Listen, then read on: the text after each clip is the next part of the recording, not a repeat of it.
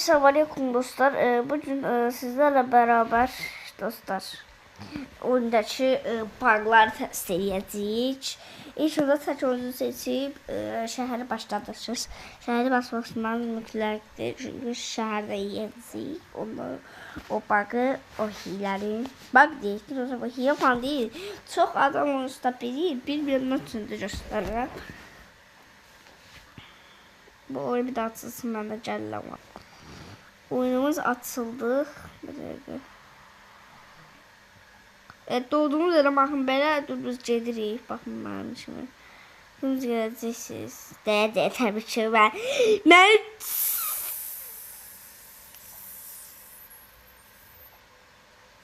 neyse.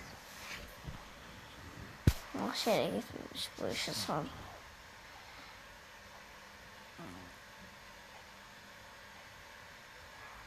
Əbirfəz neymişsən Əbirfəz?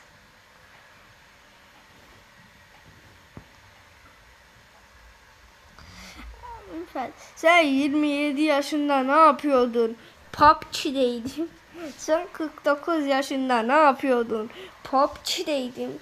Sen 59 sen 50 oya arka getdi. Sen 59 yaşında ne yapıyordun? Ben PUBG. O yere çatım et. 9 şiddet geçme o yere çatım gəlirlər. Gəldik. Tam olarak bakın bura değilim.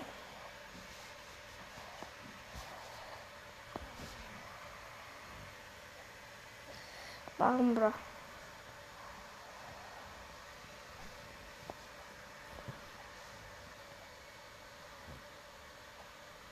Koş. Aha, indi bu sadece siz her başa geçtiğinde sizler bak kazandıracak. Bu çok aşağı bir yedi. Abicim ceza keseceğim ha indi size bak. Her başa geçtiğinde 50 şey vermiş 50 mark. İkinci hilemize geçelim.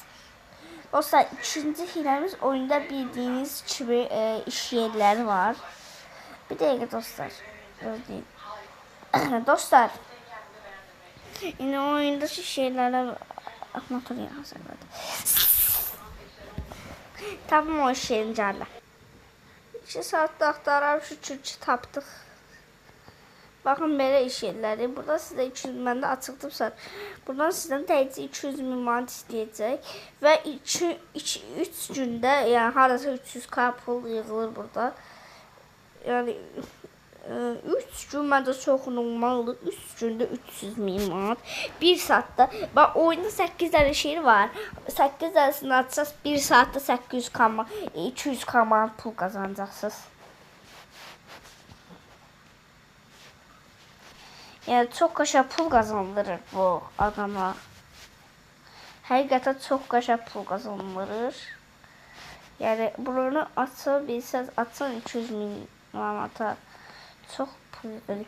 Harası bir saniyede bir 5-6 dəqiqədə harasa bu 1000 manat falan olur. Yani hiç neyməyiz AFK bile kalsaz otomatik uyuyacaq. Neyse bu günlük videomuzda bu kadar olsun. Başka hile kalmadı. Özünüze yaxşı baxın. Öpürəm. Bye.